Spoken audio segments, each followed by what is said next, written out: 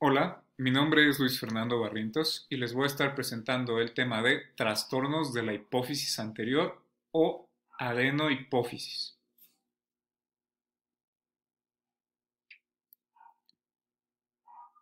Comenzaremos con el hipopituitarismo. Por definición es un síndrome caracterizado por la disminución o ausencia de una o más hormonas producidas en la hipófisis. Cuando hay una abolición total de todas las hormonas producidas en la hipófisis, hablamos de un panhipopituitarismo. Las causas de este son diversas y el daño se puede encontrar a nivel primario, es decir, afectando la hipófisis misma, o bien a nivel secundario, afectando el hipotálamo y tejidos circundantes que interrumpen la comunicación del eje hipotálamo-hipófisis.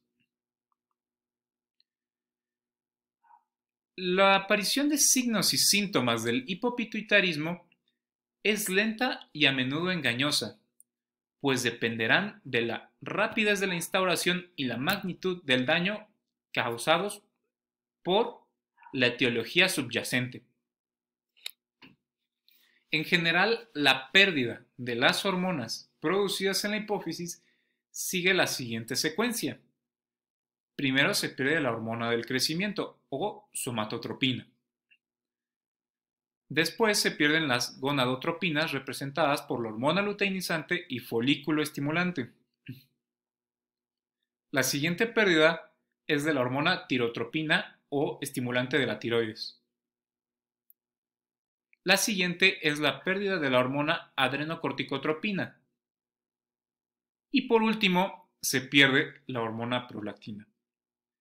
Cabe destacar que está muy asociado a la pérdida también de una hormona almacenada y secretada en la neurohipófisis o hipófisis posterior. Si bien la afección no está en la hipófisis anterior, que es la que estamos describiendo, muchas veces esta entidad clínica, caracterizada por la pérdida de esta hormona vasopresina, conocida como diabetes insípida, suele acompañar al hipopituitarismo. Okay. La etiología de el hipopituitarismo es muy diversa. El tratamiento y pronóstico van a depender de la etiología misma, la ubicación de la lesión en el eje y la magnitud de la hipofunción. No se tiene una cifra exacta de la prevalencia o la incidencia del hipopituitarismo. Sin embargo, se estima que a nivel mundial tiene una prevalencia de 45 entre cada 100.000 y una incidencia de 4 entre 100.000. La mortalidad es significativa, pues se estima tiene una mortalidad del 5 al 10%. Como ya lo mencionábamos, la etiología es diversa. Es por esto que se ha creado la mnemotecnia de las 9 Is, que no solo propone las causas más importantes y representativas, sino que facilita su comprensión y memorización. Estas causas pueden afectar tanto al hipotálamo como a la hipófisis. Comenzamos con la de tipo invasivo. Los tumores, por definición, son masas ocupativas, lo que causa hipopituitarismo a través de diversos mecanismos derivados del efecto compresivo de estos, independientemente del origen y tipo de tumor. Puede ser la destrucción de la hipófisis, la destrucción de los núcleos hipotalámicos responsables de la liberación de los factores liberadores en la hipófisis, o bien la alteración del sistema venoso portal hipofisiario. Entre los tumores causantes de esto destacan de manera clásica los adenomas hipofisiarios, que se tratarán más adelante, en específico los macroadenomas, ya que los microadenomas no se encuentran relacionados de manera tan amplia con el hipopituitarismo. Por el contrario, se asocian a estados de hipersecreción hormonal, pues muchos de estos tumores suelen producir las hormonas de la hipófisis y derivar de las mismas células productoras. El craniofaringioma es el tumor más común en niños y la causa más común de disfunción hipofisiaria en estos. Al igual que otros tumores, sus efectos son mediados por su capacidad compresiva. Otros tumores primarios del sistema nervioso central y lesiones metastásicas también pueden hacer este efecto compresivo y causar hipopituitarismo. Tumores conocidos como tal, pero que en realidad son malformaciones tanto vasculares como los aneurismas paracelares o bien malformaciones congénitas como el encefalocele basal.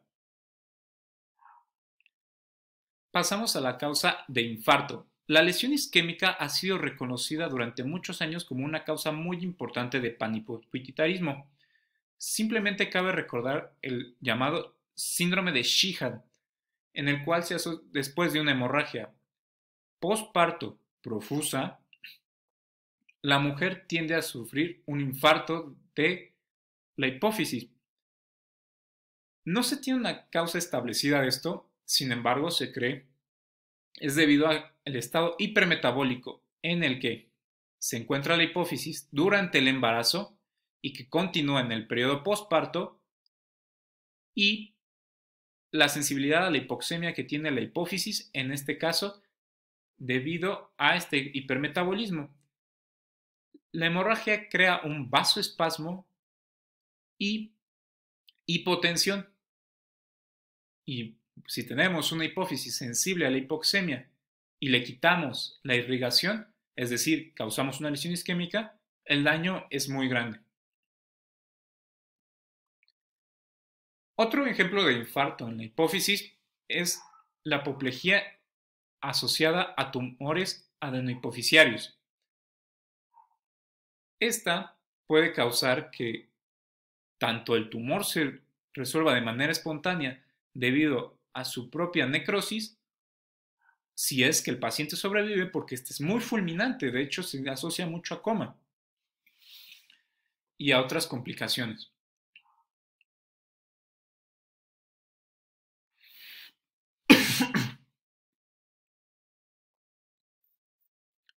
Seguimos con las de tipo infiltrativo.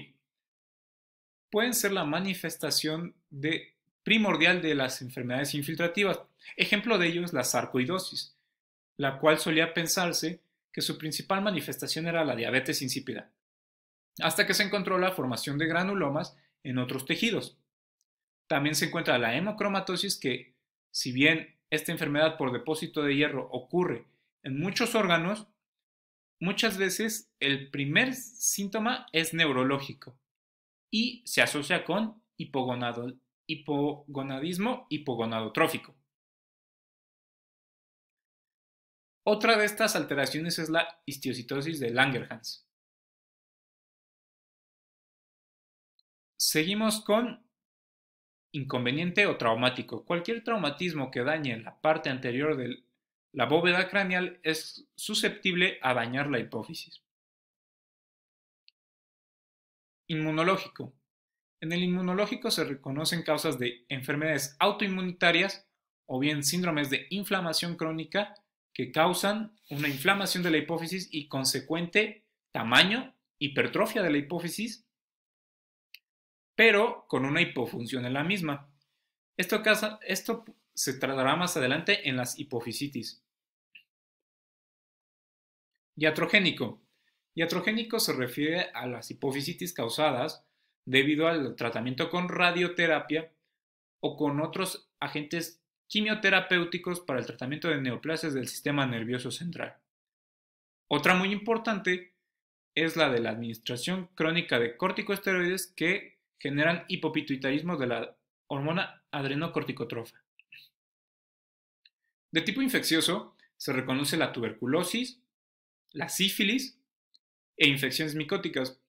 La incidencia de este ha disminuido demasiado desde el advenimiento de los quimioterapéuticos. Idiopático. Se han reportado deficiencias aisladas o múltiples sin una causa subyacente conocida. Existen diferentes patrones de herencia que pueden predisponer a este. Ejemplo de ello es la hipofunción que existe en el síndrome de Prader-Willi. con disfunción hipotalámica y por tanto hipopituitarismo. La incomunicada son deficiencias aisladas de una o más hormonas debido a mutaciones en estas o en el desarrollo de la hipófisis.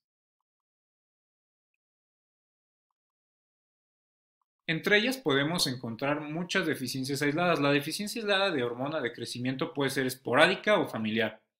Se observa en niños con hipoglicemia y retardo del crecimiento. También la deficiencia aislada de ACTH debido a la mutación de un gen necesario para el desarrollo de la hipófisis conocido como TEPIT. La deficiencia de gonadotropina aislada es mucho más incidente de lo que se podría creer. Ejemplo de ello es el síndrome de Kallmann, donde una deficiencia de 5 factores con diferentes patrones de herencia puede generar una deficiencia aislada de GnRH o hormona liberadora de gonadotrofinas. Esto hace que los jóvenes con esta afección desarrollen un hipogonadismo hipogonadotrófico, lo cual les da un fenotipo eunecoide a los hombres y a las mujeres se asocia con alteraciones en el ritmo menstrual.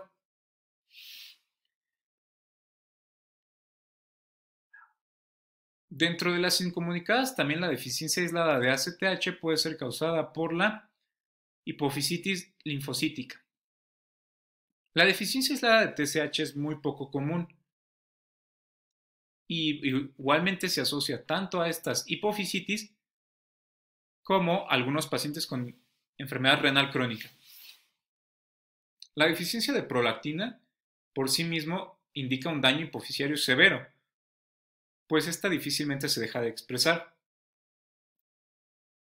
Y pues existen múltiples deficiencias asociadas pero aisladas. ¿Qué quiere decir esto? Que no se asocian a otros daños hipofisiarios, como anomalías ya mencionadas en el desarrollo de la hipófisis o bien en los genes codificadores para las enzimas. Enzimas encargadas de escindir y la modificación posttraduccional de algunas hormonas.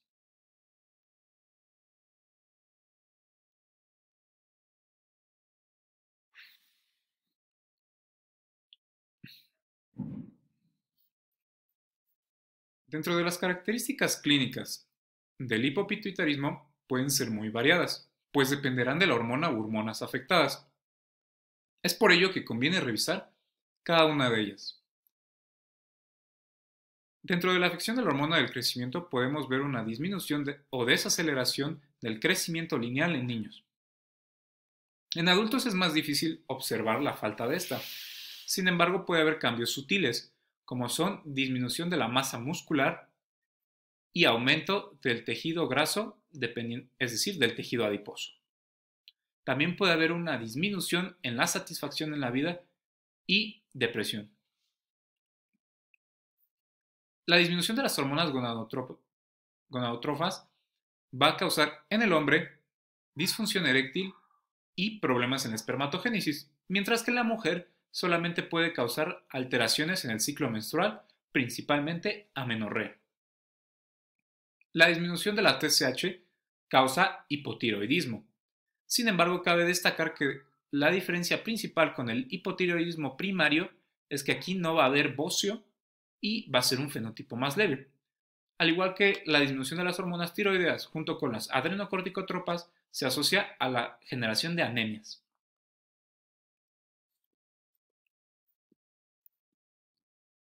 La disminución de la hormona adrenocorticotropa va a tener múltiples manifestaciones como van a ser disminución en la homeostasis del sodio y agua. Por lo tanto, vamos a tener hipotensión, vamos a tener bradicardias y múltiples manifestaciones también relacionadas a las hipoglicemias debido a la ausencia del cortisol. También vamos a tener que la diferencia con la forma de insuficiencia adrenal primaria va a ser que en lugar de haber una hiperpigmentación, se va a generar una hipopigmentación debido a la disminución de la ACTH y por tanto de la conversión al factor estimulante de melanocitos. También va a haber una disminución del vello corporal por disminución de los andrógenos suprarrenales. La deficiencia aislada de prolactina lo único que va a generar es que no se logre la lactancia durante la fase postparto. Y como ya mencionábamos, a pesar de que no es una hormona de la adenohipófisis, la disminución de la vasopresina producida en la neurohipófisis genera diabetes insípida.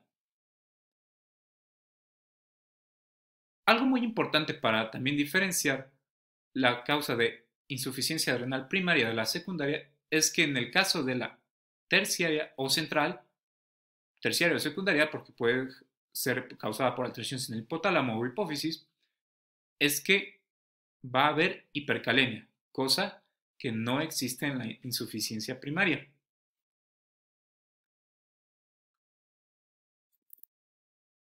El diagnóstico. El diagnóstico del hipopituitarismo se basa en pruebas de funciones de todas las hormonas blanco. Es importante recalcar que se tiene que comparar con la glándula blanco y la producción de esta, pues si solo se toman las hormonas hipofisiarias no tendría sentido. Entre las pruebas diagnósticas va a ser la de la insuficiencia renal central.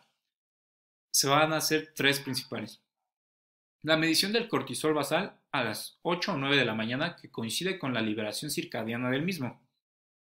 La prueba de tolerancia a la insulina, es decir, se van a aplicar 0.05 a 0.15 unidades por kilogramo vía intravenosa de insulina. Esto con el propósito de disminuir la glucosa y verificar la elevación de cortisol en respuesta a esta. Si no existe dicha elevación de cortisol, que debería ser mayor a 18.1 y 20 microgramos sobre decilitro, entonces podemos decir que hay una insuficiencia renal central. Igualmente, si el cortisol basal es menor a 3 miligramos sobre decilitro, permite sospechar de lo mismo. Pero si este es mayor a 15 microgramos sobre decilitro, entonces podríamos orientarnos a otras causas. La estimulación de la liberación de ACTH se hace con dos dosis. Una dosis estándar de 250 microgramos de corticocitropina, es el fármaco utilizado, o bien con una dosis mínima de 1 microgramo. Tras la administración de este, se mide 30 a 60 minutos después la elevación del cortisol. Si este es menor a 18.1 microgramos, entonces igual confirma el diagnóstico de insuficiencia renal. El hipotiroidismo central se hace con la prueba de la determinación de T4 libre y TSH, sobre todo la disminución de T4 y niveles normales, subnormales o ligeramente elevados de TSH. El déficit de hormona del crecimiento igual se genera con la prueba de tolerancia a la insulina. ¿Esto qué quiere decir? Que la misma sigue el mismo principio que la prueba de tolerancia al cortisol, pero en lugar de medir la respuesta a cortisol, medimos la respuesta de la hormona de crecimiento. Esta debería subir de manera normal entre 3 y 5 microgramos sobre litro.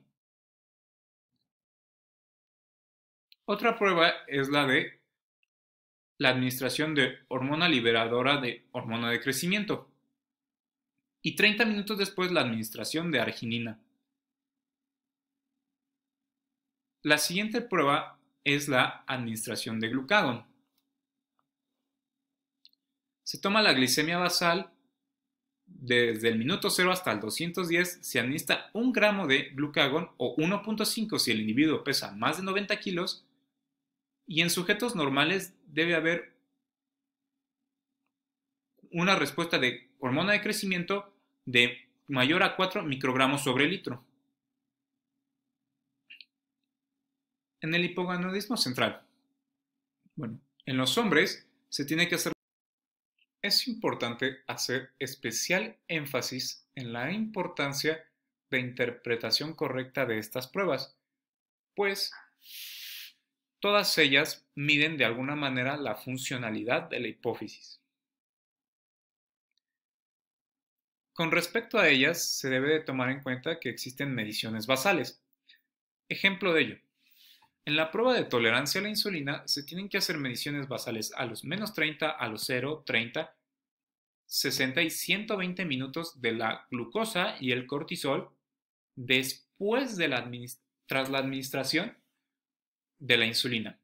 Esto con el propósito de observar la respuesta de la glucosa, que como sabemos la insulina es una hormona hipoglicemiante, es decir, esta debería bajar a menos de 40 miligramos sobre decilitro, y de manera normal el cortisol debería elevarse para contrarrestar esta hipoglicemia.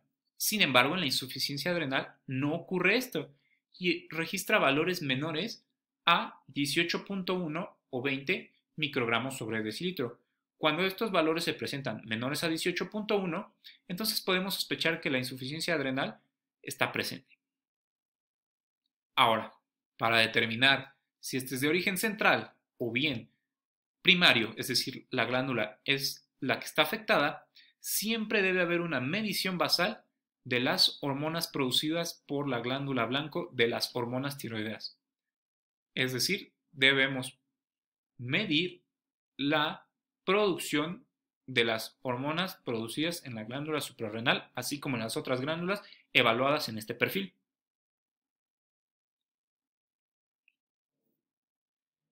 En el déficit de hormona del crecimiento, la prueba estándar es la prueba de tolerancia a la insulina y la prueba de glucagón. La prueba de liberación de hormona liberadora de hormona de crecimiento ya no es tan realizada y su utilización ha ido disminuyendo. Sin embargo, cabe destacar que en todas las mediciones existe la medición basal de 0, excepto en la prueba de tolerancia a la insulina para el diagnóstico de insuficiencia adrenal central, donde existe una medida anterior a la administración, es decir, 30 minutos antes. Una vez más, recapitulando los valores obtenidos. El cortisol basal, idealmente medido de 8 a 9 de la mañana, debe ser de manera normal mayor a 15 microgramos sobre decilitro. Si es menor a 3 microgramos sobre decilitro, entonces tenemos una gran sospecha de una insuficiencia adrenal.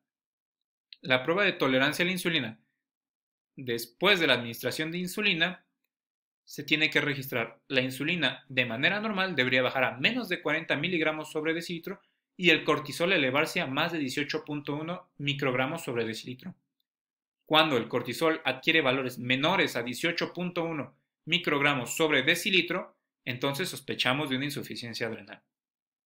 La estimulación con cocitropina o estimulación ACTH con las dos dosis, tanto la estándar, que es de 250 microgramos de ACTH, de análogo ACTH, o bien con la dosis mínima de 1 microgramo de análogo ACTH, se tiene que medir de 30 a 60 minutos después la respuesta del cortisol. Si este es menor a 18.1, entonces igualmente permite confirmar el diagnóstico de una insuficiencia suprarrenal. Es importante que todos los parámetros de este eje hipotálamo-hipófisis adrenal sean medidos de nuevo 18 a 24 horas después de la medición de tamizaje o cribado para determinar el verdadero efecto de la estimulación con la hidrocortisona o el análogo de ACTH.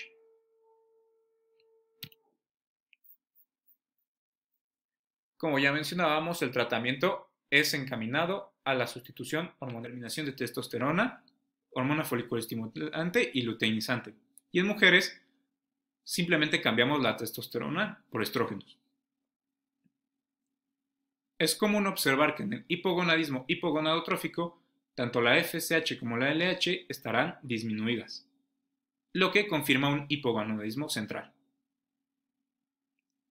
Los estudios de imagen, sobre todo la resonancia magnética contrastada, son importantísimos para la determinación de la posible etiología y de estudios de laboratorio pertinentes orientados al contexto clínico del paciente.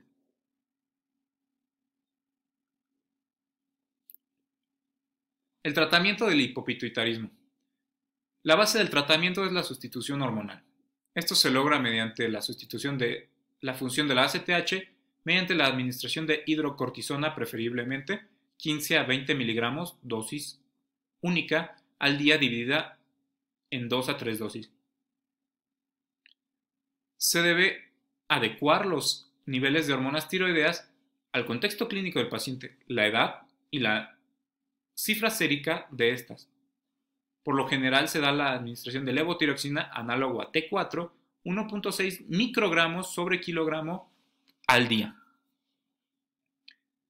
Se recomienda la suplementación en mujeres premenopáusicas de análogos estrógenos y en el mismo mes de los últimos 10 días, el uso de un análogo a progestágenos.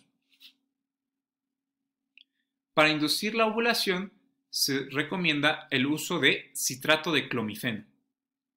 No se recomienda la suplementación de andrógenos en mujeres, a pesar de la disminución de andrógenos producidos suprarrenales, pues no se ha mostrado de beneficio y, por el contrario, ha generado eventos adversos.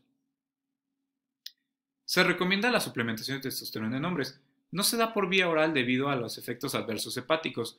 Por lo tanto, existen diversas presentaciones como geles, parches o bien inyecciones mensuales o semanales. La suplementación con hormona del crecimiento dependerá de la edad. En individuos menores a 60 años es de 0.2 a 0.4 miligramos al día.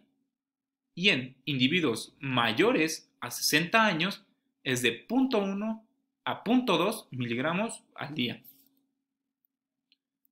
Continuamos con la hipofisitis.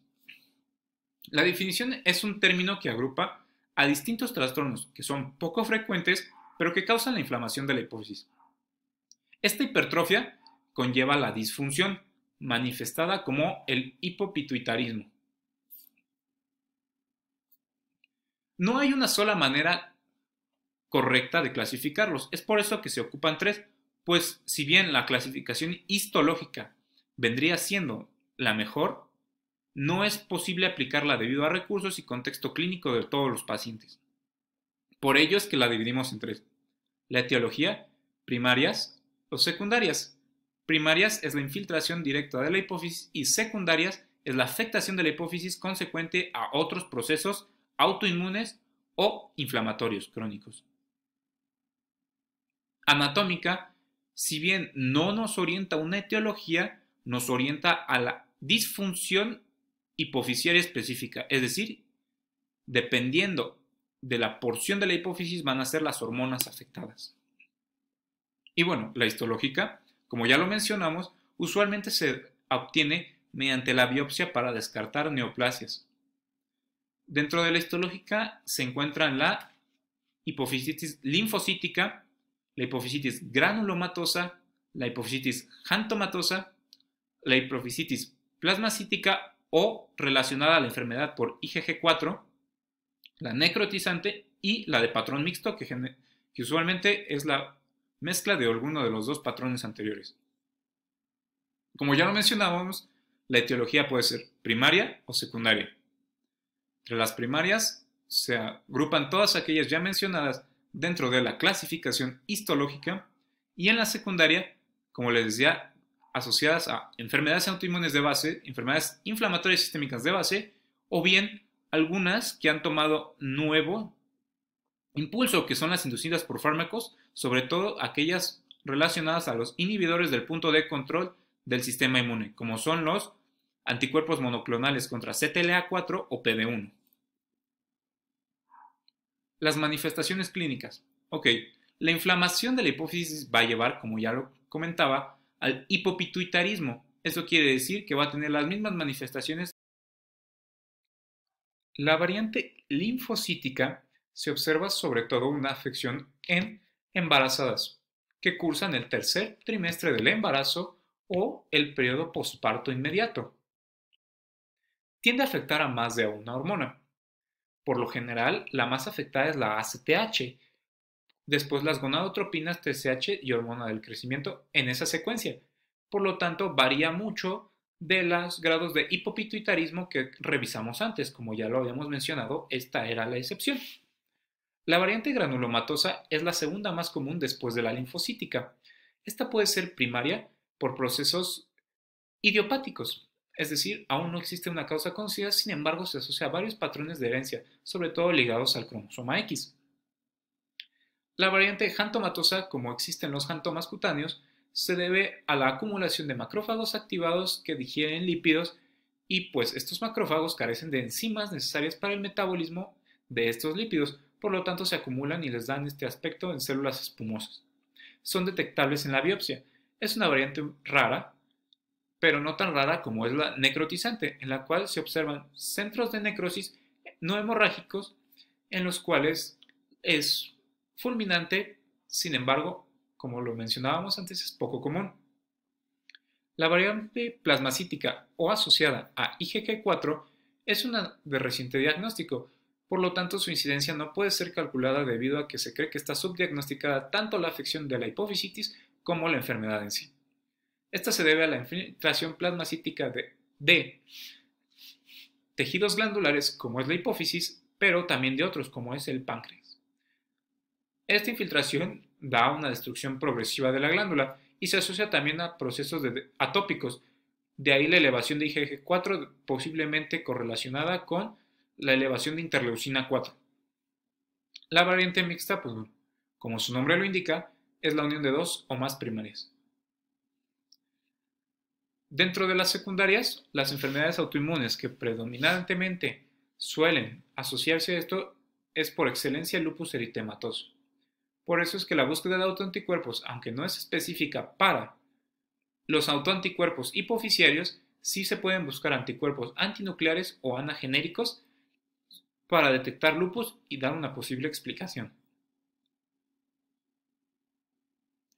La inducida por fármacos ha cobrado relevancia en los últimos años, sobre todo debido a la introducción de los anticuerpos monoclonales para el tratamiento de enfermedades neoplásicas. Un efecto adverso endocrinológico muy importante es la hipofisitis causada por los inhibidores de los puntos de control del sistema inmune, entre ellos PD1, CTLA4, PD1 ligando 1, PD1 ligando 2, entre otros. Aún no se conoce el mecanismo exacto por el cual estos anticuerpos monoclonales utilizados como terapéuticos tienen este efecto adverso. Sin embargo, se hipotetiza que es debido a la pérdida de la regulación de linfocitos autorreactivos.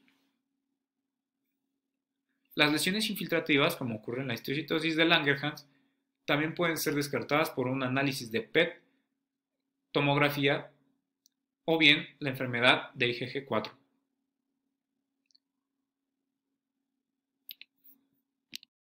Que ya comentamos en el tema anterior. También lleva a una asociación rara, sin embargo existente, de diabetes insípida. Y bueno, la hipertrofia pituitaria va a generar un efecto compresivo de tumor que usualmente se asocia a la manifestación neurológicas como aumento de la presión intracraneal, que va a generar cefalalgias con o sin vómito asociado y síntomas neurooculares, como pueden ser las alteraciones del campo visual, de la agudeza visual o discromatopsias. El abordaje. El abordaje para las hipofisitis se basa en los siguientes estudios para orientar a la etiología si ya existe una sospecha de que estamos hablando de una hipofisitis, ya que al ser trastornos a un bajo estudio, no se tiene un abordaje completamente establecido. Entre los laboratorios se vienen laboratorios de gabinete que usualmente se toman para cualquier enfermedad, como son una biometría hemática con recuento diferencial, los electrolitos séricos, pues muchas de estas afecciones se asocian a insuficiencia renal, la osmolaridad plasma-orina debido a la diabetes insípida que puede ser ocasionada, y otros estudios de rutina para enfermedades inflamatorias como son la determinación de autoanticuerpos, la velocidad de sedimentación globular y la proteína C reactiva. Dentro de los radiológicos y más importantes están la resonancia magnética contrastada, la TAC de tórax, abdomen y pelvis para detectar causas infiltrativas que pudieran generar una hipofisitis secundaria, o bien también está la inmunología para la determinación de autoanticuerpos. Los autoanticuerpos de hipofisitis aún son poco específicos y por lo tanto no tienen mucho valor. Sin embargo, sirven para detectar otras enfermedades autoinmunes como puede ser lupus o bien sarcoidosis. La histopatología, bueno, como ya lo mencionábamos, es el estudio más importante, pues la toma de biopsia no solo permite dar el diagnóstico preciso y el tipo, sino también un pronóstico. El tratamiento se basa en tratar las diferentes fases de la hipofisitis. Las fases son dos. Una fase aguda que se tiene que tratar con tratamiento antiinflamatorio para evitar la progresión del hipopituitarismo y aumento del daño, y tiene 4 modalidades. La cirugía, como siempre, es el método preferido cuando el efecto de masa es evidente. Tiene la ventaja de ser curativo y la toma de biopsia, como ya lo comentábamos, da el diagnóstico histopatológico preciso y bien descarta la neoplasia que requeriría posterior tratamiento. El uso de antiinflamatorios esteroideos tiene una muy buena respuesta, sin embargo tiene una recurrencia de hasta el 38% de los pacientes que los usan tienen una recurrencia. El manejo conservador es que algunos de aquellos casos en los cuales sean de difícil control. El tratamiento de la hiperprolactinemia asociada a este tipo de trastornos se da con agonistas de dopamina, como la bromocriptina. En la fase crónica, debido a que ya no existe una inflamación activa, el tratamiento debe ser solamente del hipopituitarismo residual y de la diabetes insípida que pudiese presentarse. Los tumores hipofisiarios. Vale la pena dar una introducción a todas las masas celares y paracelares que se pueden presentar y que pueden ser llamadas tumoraciones. Si bien no todas son malignas, algunas de ellas son una causa importante de morbimortalidad. Explicar todas ellas requeriría un curso completo de endocrinología, sobre todo los adenomas hipofisiarios, por lo cual solamente se describen las características principales de cada una y se hace un pequeño énfasis en el craniofaringioma. Dentro de los tumores benignos está el craniofaringioma, el quiste de Rathke y el meningioma. Una alteración que pudiese generar una masa es el síndrome de la silla turca vacía. Hay hiperplasias no adematosas. Estos se refieren a hiperplasias que por lo general suelen ser fisiológicas, como la hiperplasia de la hipófisis durante el embarazo. Los adenomas hipofisiarios, según su tamaño, se pueden clasificar como macroadenomas o microadenomas, dependiendo si el diámetro es mayor o menor a 1 centímetro.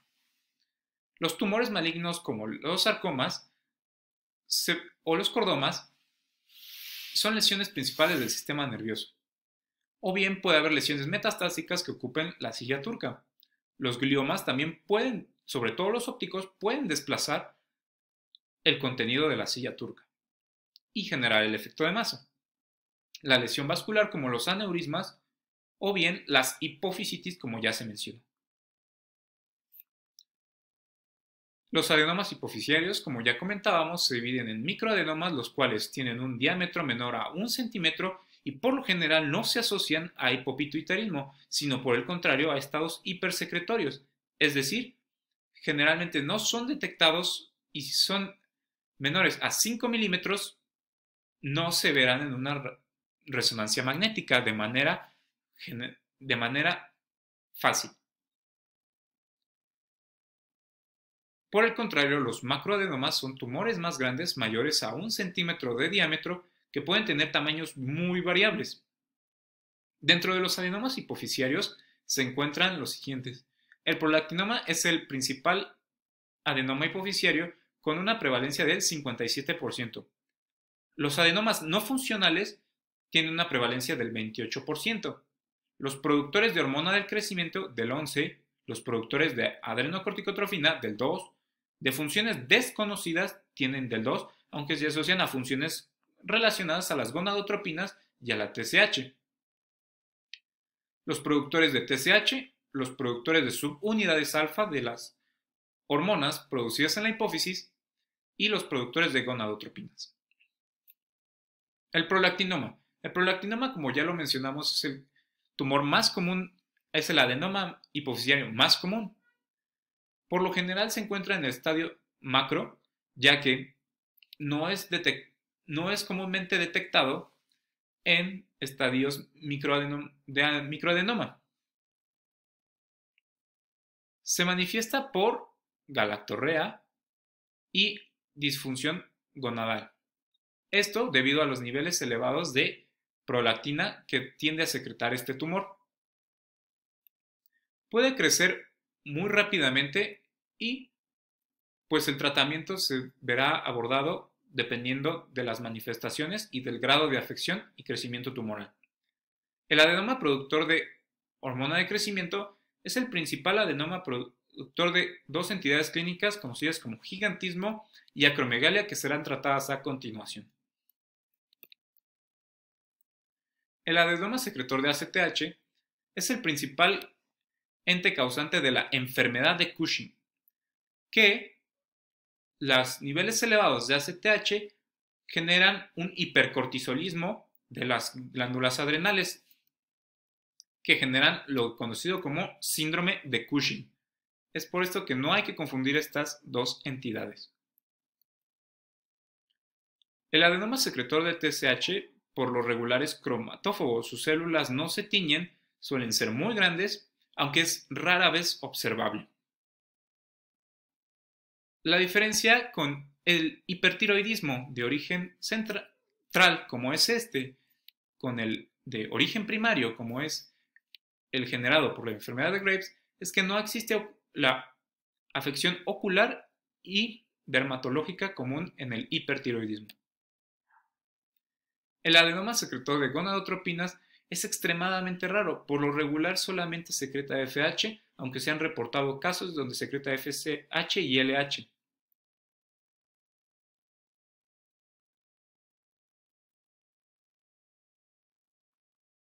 El adenoma secretor de subunidades alfa.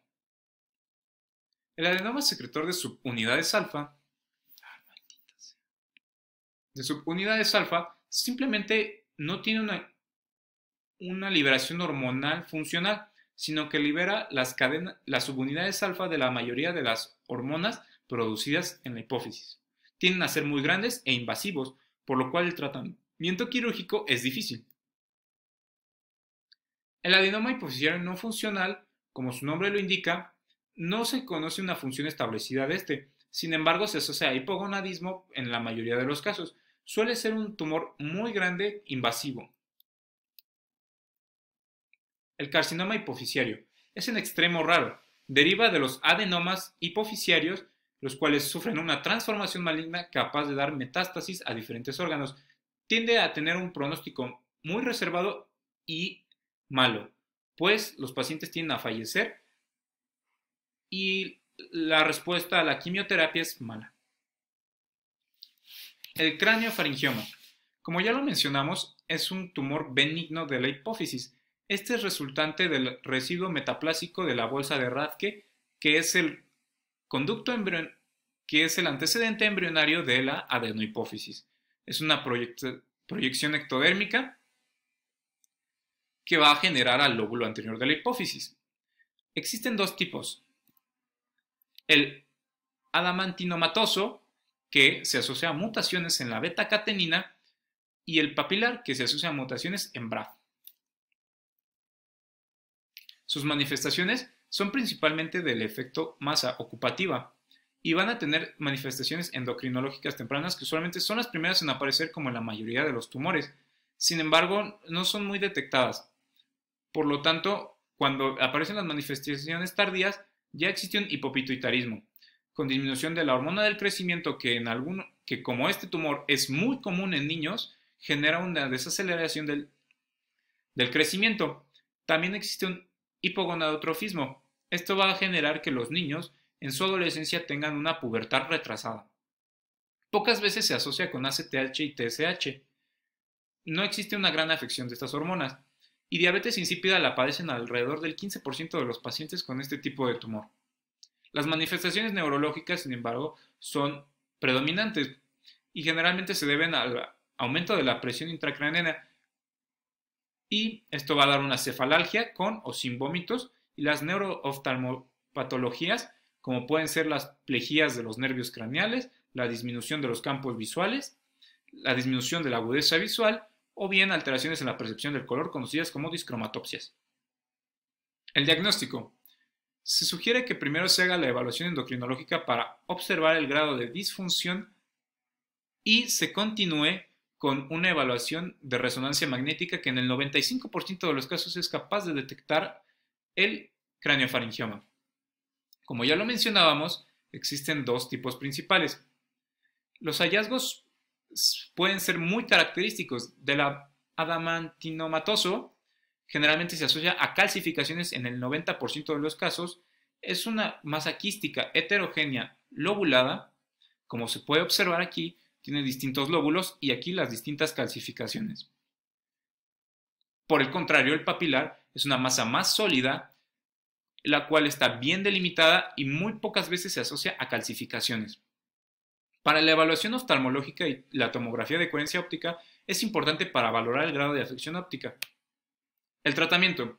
La cirugía transesfenoidal sigue siendo el método de elección, aunque este es un tumor que tiende a tener bastante recurrencia. Incluso en estos puede tener una recurrencia del 25%, el cual se requerirá de radioterapia o una nueva intervención. La radioterapia es el tratamiento estándar de control postoperatorio de recidivas locales, es decir, como ya lo mencionábamos, a pesar de que se haga una cirugía para extirpar el tumor, puede haber recurrencia en el 72% después de incluso una radioterapia para controlar la recidiva. La quimioterapia sistémica es sobre todo en tumores pequeños y recidivantes. La acromegalia. La acromegalia, como ya lo mencionábamos, deriva de un adenoma productor de hormona de crecimiento. Esta hormona de crecimiento es transformada por las células periféricas en el factor de crecimiento similar a insulina de tipo 1, sobre todo su transformación hepática. Esto va a generar el desarrollo somático. El problema es que cuando los niveles son muy elevados, como es en el caso de este tumor, que supera los niveles de 1% y va entre niveles de 5 a 500 microgramos sobre litro, pues bueno, la transformación del factor de crecimiento similar a insulina será mucho mayor. Esto derivando en desarrollo somático hiperaumentado y en efectos sistémicos, sobre todo de tipo metabólico. Las manifestaciones clínicas, bueno, al ser un tumor, al igual tiene la capacidad de formar una masa ocupativa, por lo tanto puede generar cefalalgias con o sin vómito. Como ya lo mencionábamos, el desarrollo somático es muy evidente. En adultos, debido a que ya se ha cerrado la placa epifisiaria de crecimiento, solo existe alargamiento acro de las extremidades. Por ejemplo, manos y pies. En niños, cuando existe una elevación crónica de la hormona de crecimiento, se va a generar una entidad conocida como gigantismo, que, de persistir esta elevación crónica en adolescencia y adultez joven, también va a dar signos de acromegalia. Como ya comentábamos, el crecimiento lineal es imposible ya en adultos, por lo tanto simplemente tienden a crecer algunas partes óseas, como son las prominencias frontales y las mandíbulas, que tienden a generar un aspecto prógnata debido al crecimiento hacia abajo y hacia el frente. Los defectos visuales pueden ser igualmente resultado de la misma masa ocupativa. Como ya lo mencionábamos, el factor de crecimiento no solo genera el crecimiento de estructuras óseas, sino también de órganos. Por lo tanto, van a tener una visceromegalia generalizada.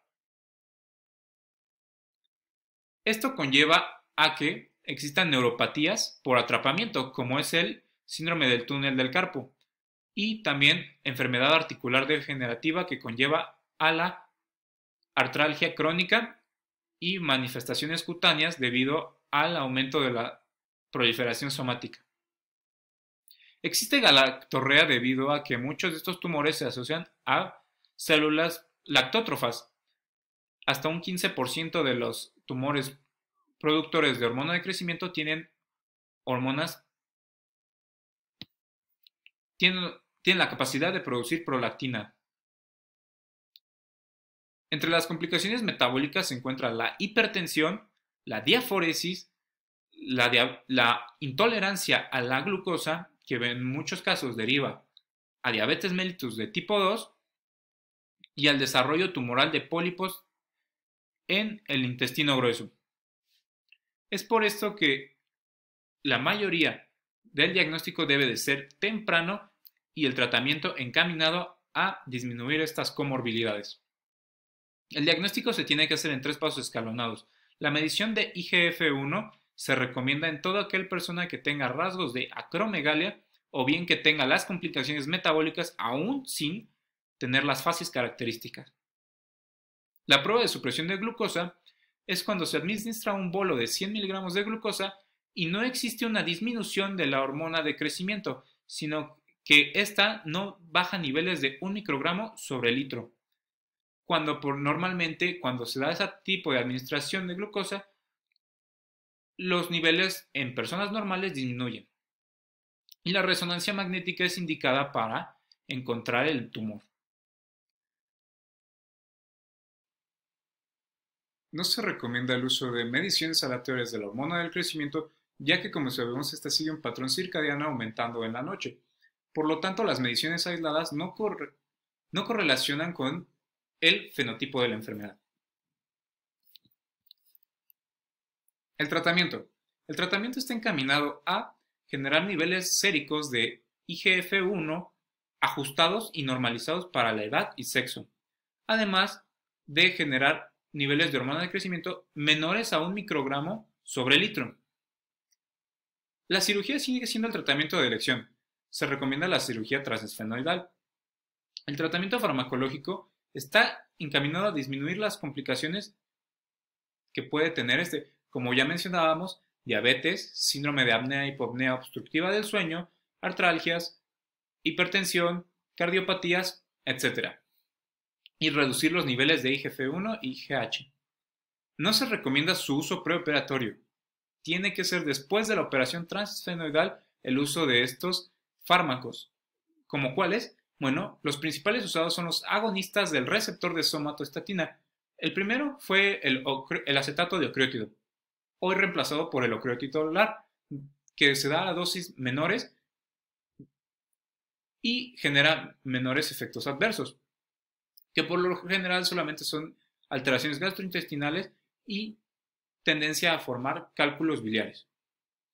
Los agonistas de dopamina, como la cabergolina, no se dan como monoterapia, sino se dan coadministrados con los agonistas del receptor de somatostatina, observando una disminución de hasta el 30% de los niveles de IGF-1.